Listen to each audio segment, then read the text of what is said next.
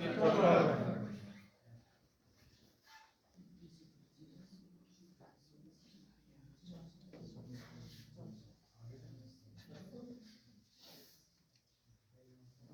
में भी किसान आंदोलन हुआ है 1921 से लेकर के 1925। बेगू पड़ता है चित्तौड़गढ़ में, बिजोलिया पड़ता है भीलवाड़ा में। दोनों पास पास की जगह है।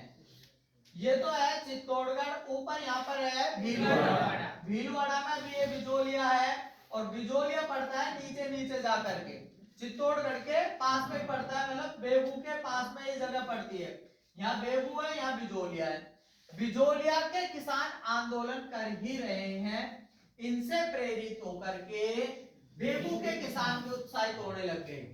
अभी तक हालात ये थे, किसानों में इतनी जागरूकता नहीं थी कि ऐसे आंदोलन किए जा सकते हैं, आंदोलन करने से करों में कमी हो जाती है, ठीक है। लेकिन जब बिजोलिया में इस तरह से आंदोलन होने लगे, उनके परिणाम आने लगे, तो बेगू के किसान भी प्रेरित हुए। बेगू के किसानों ने भी सोचा करों में वृद्धि हमारे भी कर रखी, हम भी आंदोलन करें। पर आंदोलन करें कैसे, हमको तो ये पता नहीं कहां से अखबार निकलता है, कैसे निकलता है, कैसे खबर छपती है, किससे क्या कहना है, हमको बोलना नहीं आता, चलना नहीं आता, पर क्या करें। तो बेगू के किसानों ने इस बात के लिए आमंत्रित किया विजय सिंह पथिक को। किसको बुलाया? वही है भाई, वही वहां कर रहा है आंदोलन, वही नेतागिरी करता है, वही अपन को संभाल लेगा।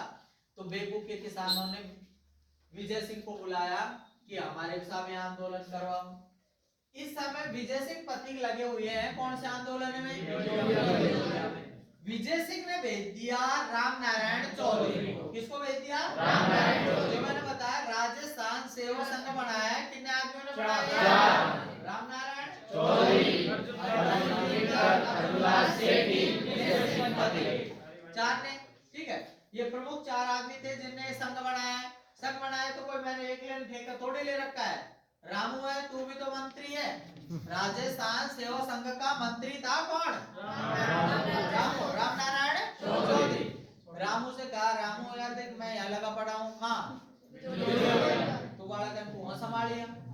रामू चला गया 1921 में, कहा बेगू चला गया। बेगू किसानों की सभा करवाई और सभा में सबसे पहले किसानों से कहा, देखो भाई तुम आंदोलन करने की कह रहे हो, तुम्हारे कर बढ़ा रखे हैं। पहली बात, सबसे पहली बात तो ये है, हमको कृषि कार्य है इससे मुक्त होना पड़ेगा। हम जो जागीरदार की जमीन बो रहे हैं उसको छोड़ना पड़ेगा हमको, ठीक है। क्योंकि जागीरदार की जमीन है, वो चाहे हमसे 2 रुपए मांगे चाहे 100 रुपए मांगे, उसकी जमीन है वो तो कर लेगा भाई, ठीक है। यदि हमको लगता है कि यार कर ज्यादा ले रहा है, उसकी जमीन को पड़त छोड़ दो। बोने वाले तो पानी है, जागीरदार तो इसको बो नहीं सकता, बुआएगा पुर से रोध होकर के। पर यह है कि अपन करों की कमी की नहीं कह सकते, साहब कम कर, जबरदस्ती कम कर, तेरी को बो ही नहीं रहे, नहीं बोल रहे, ठीक, अपना आप कह देगा वो कि यार सस्ते में बोले। किसानों को बात समझ खा गई, किसान कहती है ठीक है साहब आपकी बात से सहमत है, हम नहीं बोएंगे। 1921 में सभा हुई, किसके नेतृत्व में? राम नारायण चौधरी। 1923 आ गया, 2 साल तक भूमि को पड़त रखा किसानों ने, बोए ही नहीं। यहाँ का ठाकुर था, ठाकुर अनूप सिंह, पाड़े की से आंख पट देनी भूल गई, ठीक है। उसने सोचा धूल भी नहीं मिल रहा 2 साल से, कुछ को इतने सारे कर मिलते थे, इतनी सारी आय हो रही थी, 2 साल से धूल भी नहीं मिल रहा। वो धनी किसान टस से मस नहीं हो रहे, किसान बोने की नहीं करे, वो अपने कहीं इधर उधर की ओर जागे रहे, वहां मजदूरी करके खाने लगे। ठाकुर अनूप सिंह बेचारा गिर पड़ा किसानों के सामने, परमेश राव तुम आ जाओ, जो भाव में जैसे तुम कहोगे, जितना कर छुड़वाने हैं सब कुछ कर दूंगा, तुम कहोगे वैसे कर लूंगा, तुम्हें जमीन को बो। 2 साल उपरांत ठाकुर अनूप सिंह ने किसानों से समझौता कर लिया, पर इस समझौते को नकार दिया मेवाड़ी शासन ने और अंग्रेजों ने। उन्होंने इसको बोल्शेविक फैसला करार दे करके रद्द कर दिया। समस्या क्या थी? ये तो सिर्फ एक ठाकुर साहब का फैसला है, बेगू का ठाकुर है कौन? अनूप सिंह। तेरे कारण से पूरा सिस्टम प्रभावित होएगा नालायक, तूने कहीं और किसानों के सामने समर्पण कर दिया कि तुम्हारे जचे जो कर रख लेना, जचे जितना दो उतना दे देना, पर तुम जमीन को वो किसान आंदोलन करेंगे और वो भी ऐसे ही मनमर्जी करना शुरू कर देंगे। तुझे शासन चलाने नहीं आता है और तू ऐसे करों को माफ कर देगा, हमको कहां से देगा कमा करके, अंग्रेजों को कहां से देगा कमा करके। तो इसको क्या है, बोल्शेविक फैसला करार दे दिया। बोल्शेविक एक क्रांति का नाम है जो कहां हुई थी, रूस में। एक मतलब राजा ने काम और मजदूरों के सामने हार स्वीकार कर ली, उनकी मांगों को स्वीकार कर लिया, तो उसी तरह का यहाँ पर हुआ। तो इसको क्या है, बोल्शेविक फैसला करार दे दिया। और साथ में क्या है, इस ठाकुर अनूप सिंह को उठा करके उदयपुर के किले में नजरबंद करके पटक दिया। तू जेल में पड़ा रहे, तेरे बस की नहीं है शासन चलाना, बन रहा है ठाकर साहब, ठीक है। उसकी जगह है लाला अमृतलाल, लाला अमृतलाल की मुनसरफ बैठा दी, जो भ्रष्टाचार के लिए प्रसिद्ध आदमी था। तू कमा हमको कमा कहते, ठीक है। उसकी क्या बैठा दी, मुनसरफ। मुनसरफ का मतलब है कि जो ठाकुर साहब थे, ठाकुर साहब की जगह उनको लगा दिया लाला अमृतलाल को। और किसानों से कह दिया, बताओ तुम्हारी क्या समस्या, हमको समझाओ। वो तो फैसला रद्द है, बोल्शेविक फैसला कहकर तो उसको तो रद्द ही कर दिया। ठाकुर साहब के साथ में जो किसानों का समझौता हुआ था 1923 में, उसको तो बोल्शेविक फैसला करार दे करके रद्द कर दिया। और उसके बाद में कहा किसानों से, बताओ क्या समस्या है। समस्या ये है, पहली तो हमारी कि हम बोल रहे हैं 2 बीघा जमीन और 2 की 3 बीघा गिना रखी है कि तुम बोलते हो 3 बीघा। 1 बीघा के हिसाब से तुम 10 मन भी दोगे तो कितना देना पड़ेगा तुमको, 30 मन। पैदा 2 बीघा में हो रहा है, 2 बीघा में तो 20 मन ही पैदा होगा, 30 तो हो भी नहीं रहा जो तुझको दे। तो एक तो भूमि का बंदोबस्त करवाओ, इसकी पैमाइश करवाओ, जमीन की पैमाइश करवाओ। ऐसा किसने कहा, किसानों ने। तो सेटलमेंट कमिश्नर थे मिस्टर ट्रेंच, मिस्टर ट्रेंच। कौन थे, सेटलमेंट कमिश्नर। सेटलमेंट डिपार्टमेंट है भू प्रबंधन विभाग। कौन सा विभाग, भू प्रबंधन। पटवारी है वो कौन सा विभाग है, राजस्व विभाग। पटवारी जो कार्यालय, जैसे भाई अध्यापक पढ़ते हैं, कौन सा विभाग है, शिक्षा विभाग, ठीक है। ऐसे ही एक होता है भू प्रबंधन विभाग, जो भूमि का प्रबंधन करता है, उसके कर्मचारी कहलाते हैं अमीन, ठीक है। जो जमीन नापने का काम किया करते थे। आजकल धीरे धीरे डिपार्टमेंट खत्म ही होता जा रहा है, उसकी भर्तियां भी बंद है करीब 30 साल से। ये पहले जरूरत थी उसकी, जब देश आजाद हुआ था तो उस समय भूमि का बंदोबस्त किया गया था, नाप तोल की गई थी। अब तो सब कुछ नाप तोल लिया, अब पटवारियों को उनकी जो वो है पैमाइश वो पकड़ा रखी है कि भाई ये जमीन इतनी है, ये इतनी है। तो पहले जो नापने का काम किया था वो कौन सा डिपार्टमेंट था, सेटलमेंट डिपार्टमेंट। और सेटलमेंट डिपार्टमेंट के कमिश्नर थे मिस्टर ट्रेंच। मिस्टर ट्रेंच ने उनकी बात को मान लिया, ठीक है तेरी भूमि को नपवा रहे हैं, भूमि को नपवा दिया। किसान फिर अपने मेनाल में सभा करने के लिए बैठ गए, मेनाल में सभा करने के लिए बैठ गए। यहाँ क्या नाम से, उसके नेतृत्व में कोई राम नारायण चौधरी, राम नारायण चौधरी के नेतृत्व में सभा कर रहे थे किसान। किसान सभा कर रहे, जहां छूट रही थी मिस्टर ट्रेंच को, नालायकों ने मेरा खून पसीना बहवा करके खेतों में जा करके मैंने इनकी जमीन नाप ली। अभी फिर वही सभा करने बैठ गई। मिस्टर ट्रेंच ने गोलियां चला दी, गोलियां चला दी। 2 किसान मारे गए, रूपाजी और कृपाजी, रूपाजी और कृपाजी। 2 किसान वहीं के वहीं ढेर हो गए, किसान ढेर हो गए। तुरंत किसान सभा वहीं की वहीं समाप्त। कौन गोली खाए, कौन रोटी खाए, ठीक है। बेचारों किसान थे, हताश निराश हो गए। विजय सिंह ने सोचे नालायक को भेज दियो मैंने, किसको, रामू को। वही बाड़ा करने बेचारा ने वैसे कि मैं हाथ अबे दोपहर अब आया खुद डॉन। कौन, विजय सिंह पथिक। विजय सिंह पथिक का वही कारनामे अपने अखबारों में दिवाना शुरू कर दिया। तो चल रहा था कौन सा, प्रताप। दूसरा प्रताप तो कहां से आ रहा है, कानपुर से। कहां से आ रहा है, दूसरा राजस्थान, महाराष्ट्र। तीसरा और शुरू कर दिया इनने, तीसरा शुरू कर दिया जो ये राजस्थान सेवा संघ बनाया था ना, ये सेवा संघ बनाया है। इसमें जो अपन काम करते हैं, सेवा संघ के माध्यम से जो अपन काम कर रहे हैं जनहित के, उनकी खबर खबरें छपा करेंगे और उसके लिए एक अखबार निकाला, नवीन राजस्थान। कौन सा? नवीन राजस्थान। तो 3 अखबार हो गए आजकल, प्रताप, राजस्थान केसरी, नवीन राजस्थान। इन तीनों अखबारों में खबर दिवाना शुरू कर दिया ताकि बेगू की खबरें छपने लग गई। इधर बेगू की खबरें छपने लग गई तो मेवाड़ सरकार ने गजट प्रकाशित किया। ये 3 अखबार चल रहे हैं मेवाड़ में, जिनमें मेवाड़ के खबरें आ रही है किसानों के आंदोलनों की। एक तो प्रताप, नवीन राजस्थान। इन तीनों अखबारों को यहाँ मेवाड़ में कोई बढ़ता हुआ पकड़ में आ गया, बांटता हुआ पकड़ में आ गया, कोई बेचता हुआ पकड़ में आ गया, किसी के पास में इनकी रसीद भी मिल गई। किसान ने रसीद मतलब खरीदा है, किसी ने अखबार या बेचा है तो उसको कठोर कारावास और कुछ रुपए जुर्माने स्वरूप देना पड़ेगा।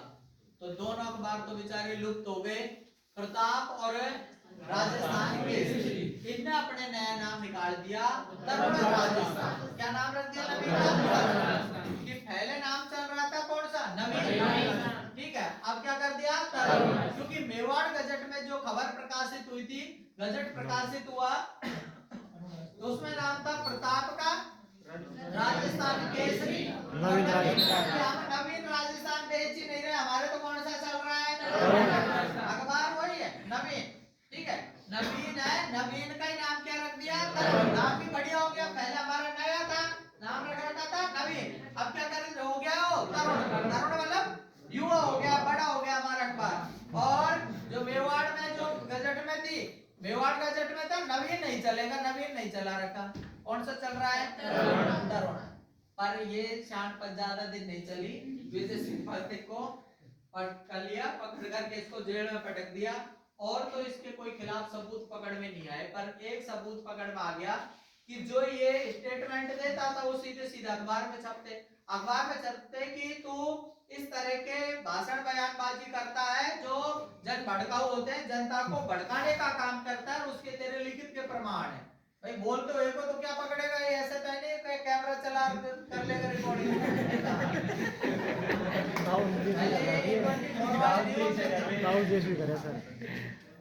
तो कुल मिलाकर के बात ये है, इस कारण से उसको जेल में डाल दिया। किसको? विजय सिंह पति को 2 साल जेल में रहा। 1925 में लौट करके आया, उसने सम्मानजनक समझौता करवा दिया किसानों का। बेगू का जो किसान आंदोलन था 1925 में, तो ये था कहाँ का किसान आंदोलन। इसके अलावा बूंदी में भी हुआ है। कहाँ पर है? बूंदी कहाँ है?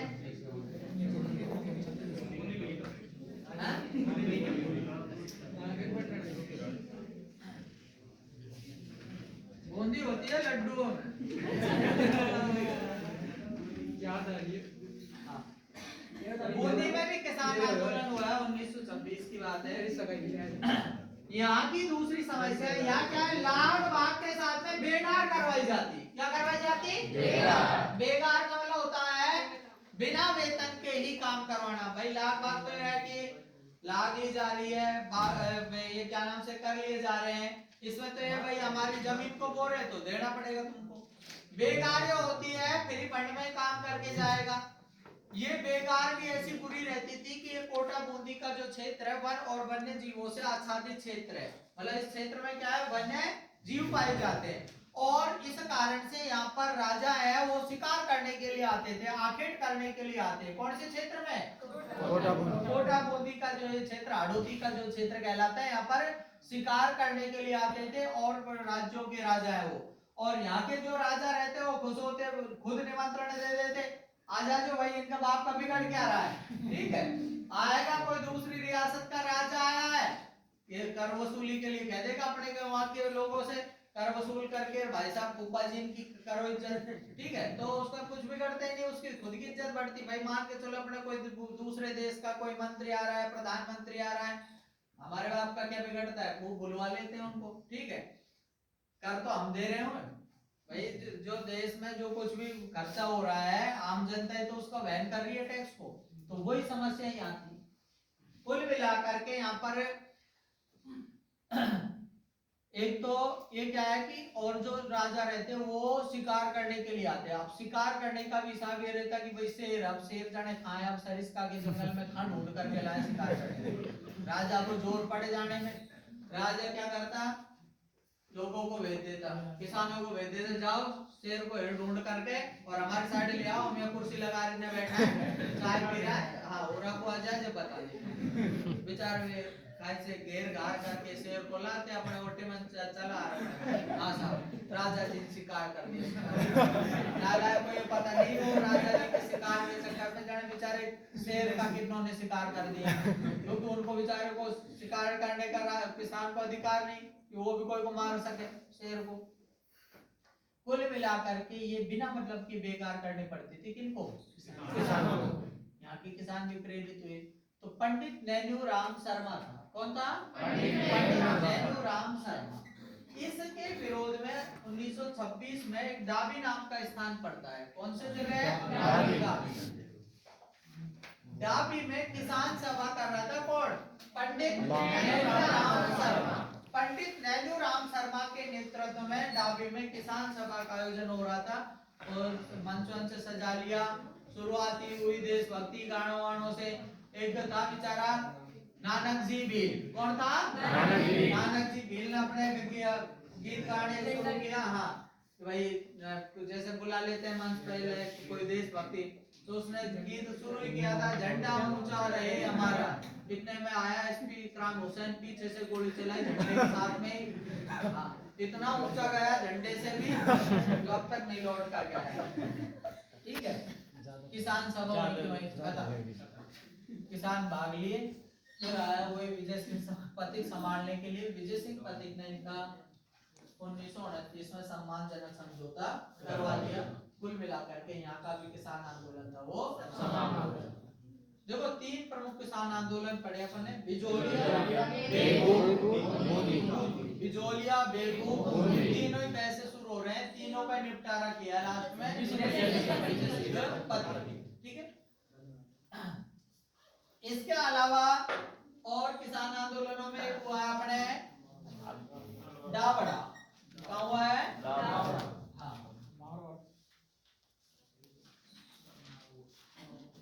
डाबड़ा किसान आंदोलन। डाबड़ा स्थान पड़ता है कहां पर है? नागौर। मार्च 13 मार्च 1947 की बात है। 13 मार्च 1947। ठीक है, 13 मार्च 1947 की बात है। जैसा मैंने बताया था कि मारवाड़ में भी ऐसे ही सेवा करने के लिए संघ बनाया गया था। जैसे एक राजस्थान सेवा संघ बना है, ऐसे ही क्या बना था? मारवाड़ सेवा संघ। राजस्थान सेवा संघ कब बना? 1919 में। कहाँ बना था? महाराष्ट्र में। 1920 में कहा गया? ऐसे ही मारवाड़ में बना मारवाड़ सेवा संघ। कब बना? 1920 में। किसने की इसकी स्थापना? चांदमल सुराणा। किसने की थी? चांदमल सुराणा। 1924 में इसी को परिवर्तित करके चांदमल सुराणा और दूसरा नारायण क्या ने बनाया? मारवाड़ हितकारी सभा। क्या बनाई? मारवाड़ हितकारी सभा। 1934 में इसी को परिवर्तित करके बनाया मारवाड़ मंडल की स्थापना हुई। अब एक मारवाड़ लोक परिषद भी बन गई थी। अब ये जो मारवाड़ की अपन बात करें, यहाँ की समस्या क्या थी कि डाबड़ा गांव में पुष्करना ब्राह्मण रहते थे। 700 लगभग परिवार थे, उनको बिना कारण यहाँ से डाबड़ा से निकाल दिया था। यहाँ के जागीरदार ने उनको यहाँ से निष्कासित कर दिया।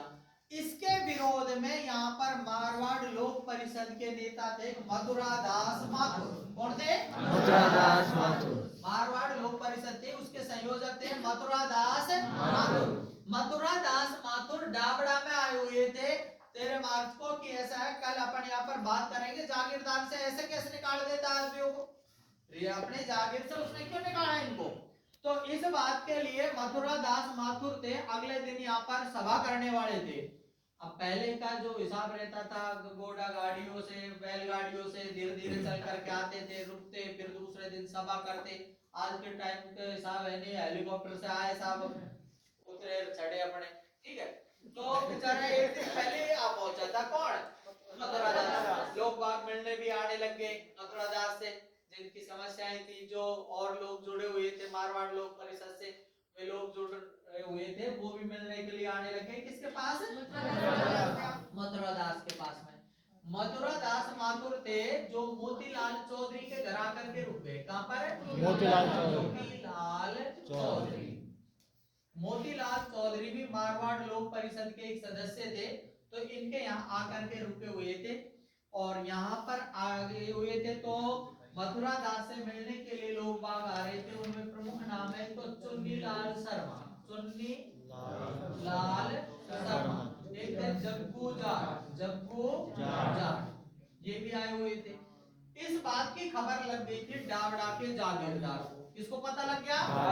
डावड़ा का जागीरदार समझ गया कल ये नालायक यहाँ नेतागिरी छौंकेगा, लोग बागों को, गांवड़ों को भेड़ा करेगा, सभा करेगा, मेरे खिलाफ बयानबाजी करेगा।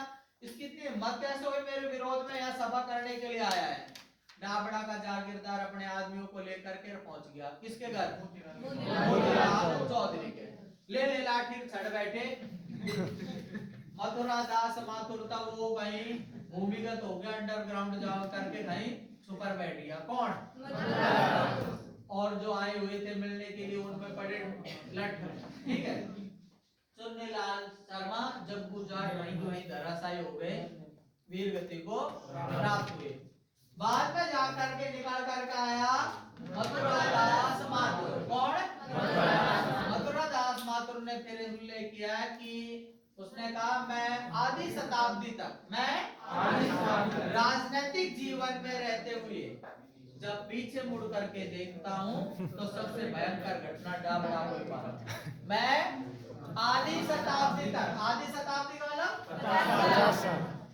तक राजनीतिक जीवन में रहते हुए, मतलब मेरी आधी क्या है, मतलब 50 साल की, 50 साल की उम्र तो मेरी राजनीति करने में निकल गई। मैं आधी शताब्दी तक राजनीतिक जीवन में रहते हुए जब पीछे मुड़ करके देखता हूँ, पीछे के इतिहास में देखता हूँ कभी पहले भी ऐसे मेरे साथ हुआ है क्या, तो सबसे भयंकर घटना आज चपेट में आ जाता है, सब देखा भी नहीं निकलेगा। किसने कहा ऐसा? मथुरादास। तो ये था भाई डाबड़ा का किसान आंदोलन। इसके अपने अलावा अपने अलवर में भी हुआ है। कहाँ हुआ है? अलवर में हुआ है नीमू चाणा। नीमू चाणा कहाँ है? नीमराणा में नीम बांसुर। ठीक है, पर ध्यान रखना नीम राणा, नीम उचाणा, नीम का खाना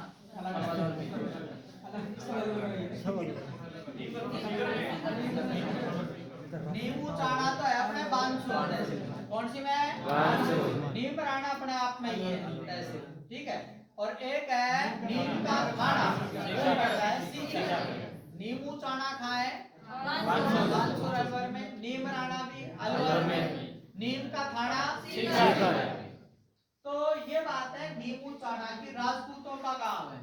अभी अपन जाए बांसुर की साइड है तो ये नारायणपुर की तरफ आते हैं तो रास्ते में से राइट में कट है, एक गांव है काफी बड़ा राजपूतों का, नींबू चाणा। यहाँ की बात है 1921 से। 1921 में हमारे अलवर के राजा थे जय सिंह, महाराजा जय सिंह। वही है जिन्होंने हमारे इसका नाम कुलूर से करके अलवर किया था। क्या नाम कर दिया? अलवर। पहले वरना तो इसको उलूर कहा जाता था। क्या बोलते थे? उलूर। यहाँ पर अपने नरेश मंडल था, राजाओं की जो सभा होती थी दिल्ली में, तो उसमें अल्फाबेट के क्रम में नंबर आता था रियासतों के हिसाब से। जिन रियासतों के नंबर ए पे होते वो पहले, बी वाले बाद में, सी वाले उसके बाद में। तो हमारी रियासत का नाम था कुलूर। यू पे जाकर के नंबर आता राजा का, सुबह की राबड़ी खा करके जाता, शाम तक भी नंबर नहीं आता। राजा ने सोच लिया अब के बाद नाम ऐसा रख करके चलना है, चाहे हिंदी में आए चाहे अंग्रेजी में, सबसे आगे बढ़ाने जाए। फिर नाम रखा अलवर। क्या नाम रखा? ABCD बोलेगा तो ए पाऊंगा, बोलेगा तो पहले ये कहा। जैसे अपन हिसाब लगा लेते हैं ना, जो गुरुजी प्रश्न पूछते तो हिसाब लगा रखते अपन, तो एम पे पीछे कितने पीरियड तो कौन कौन था वो राजा? जय सिंह। राजा जय सिंह थे 1921 में अपने अलवर के राजा। जब और ऐसे किसान आंदोलन कर रहे थे, अलवर के जो किसान थे वो प्रेरित हुए। अलवर के किसानों की एक अलग समस्या थी। यहाँ पर क्या है कि सरिस्का है, ये पूरा जो वन्य क्षेत्र है, यहाँ पर क्या है, वन्य जीव रहते थे।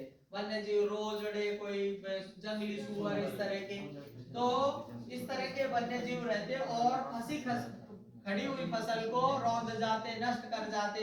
इस बात से पीड़ित थे कौन? किसान। आज भी समस्या रहती है, अपने रखवाली के लिए रात को भी बैठते हैं, या फिर अपने कोई बाढ़ झील लगा लेते हैं। तो ऐसे बेचारे किसान रखवाली रखते, पर किस एक बार भी यदि सुअर घुस गए, पूरी पूरी फसल वो चौपट कर जाते। किसानों ने इस बात को लेकर के आंदोलन किया, राजा के सामने मांग रखी कि ऐसे वन्य जीव है, सुअर है, इनको मारने की हमको अनुमति दो। ठीक है, हम इनको मार भी नहीं सकते और ये फसल को नष्ट कर जाते हैं। तो किसानों ने इस बात के लिए आंदोलन किया, राजा ने सुअर मारने की इजाजत दे दी। जंगली सुअर थे, उनको मारने की इजाजत दे दी। 1923-24 में जाकर के राजा का, 24 की बात है, राजा का मन फिर गया। राजा ने सोचा अब तुमने मेरे सुअर भी मार दिए, मेरा तो वही बिजनेस था। भाई सुअर थे या जो भी वन्य जीव है, चाहे वन्य जंगल है, ये सब किसकी संपत्ति है? राजा की। आज के हिसाब में कहीं गवर्नमेंट की, उस समय के हिसाब से राजा की हुआ करती थी। तो राजा की प्रॉपर्टी खराब कर दी किसानों ने। ठीक है, सूर मारना शुरू कर दिया कि अब तुमने भाई मेरे सूर तो मार ही दिए, अब तुम्हारे फसल अच्छी होने लगी होगी। तो इस बात के लिए राजा ने क्या किया? करों में वृद्धि कर दी, करों में वृद्धि कर दी। इसके विरोध में अपने 24 मई 1925 की बात है, नीमूचाणा गांव है। कौन सा गांव है? कहाँ पड़ता है? यहाँ के किसान थे जो अपने सभा कर रहे थे इन करों वृद्धि के विरोध में। उसी समय कमांडर छाजू सिंह ने किसानों के ऊपर गोलियां चला दी, जिसमें सैकड़ों किसान थे वो मारे गए। इसे गांधी जी ने दोहरी डायर शाही, क्या कहा? दोहरी डायर शाही, या कहे से दूसरा जलियांवाला बाग हत्याकांड। किसने कहा? गांधी जी। दोहरी डायर शाही या दूसरा जलियांवाला बाग हत्याकांड कब हुआ है? 1919 में, और ये हुआ है 1925 में। तो वो घटना हुई थी 1919 में। ऐसी दूसरी घटना कब हुई है? 25 में। वो किसने की थी ये घटना? General Dyer. इसलिए इसको क्या कहते हैं? दोहरी डायर। ये भी ऐसे डायर जैसा ही काम हुआ है, तो इसको क्या बोलते हैं? दोहरी डायर। सुनी होगी कहानी उसकी, जलियांवाला बाग की। बैसाखी का दिन था। ये जो जलियांवाला बाग है, ऊपर है अमृतसर का गोल्डन टेम्पल, वहां से नीचे उतरते ये बाग पड़ता है 100-200 मीटर की दूरी पे ये नीचे। तो क्या है, किसान थे, लोग बाग इकट्ठा होने लग गए थे। वहां पर जनरल डायर आया, उसने मशीन गन वहीं रख करके गेट पे, एक ही गेट है उसमें, वहीं रख करके धुआंधार चलाना शुरू कर दिया। वहां एक था उधम सिंह, अनाथ था बेचारा, भाई उसका लालन पालन करता था, माँ बाप नहीं थे उसके, वो पानी वाणी पिला रहा था। उसमें उदय सिंह का भाई, वो उसका उधम सिंह का भाई और मर गया था, जो जनरल डायर ने गोली चलाई। बदला लेने के लिए सनक पैदा हो गई उधम सिंह के, छोड़ूंगा नहीं उसको, खाई में ले जाए। कोई ने बताया वो जर्मनी में, बताया जर्मनी में जाहिर है उसको, इंग्लैंड में रहता है, इंग्लैंड में पहुंच गया उसको हेरता। इंग्लैंड में पता लगा भी वो संसद में बैठा हुआ है, निकलेगा। निकलते ही धड़े ने तो चला के, वो बंदूक थी वो चला के रही किसने? बाद में पता लगा वो जनरल ओडा है। डायर उसने सोचा सभी सारे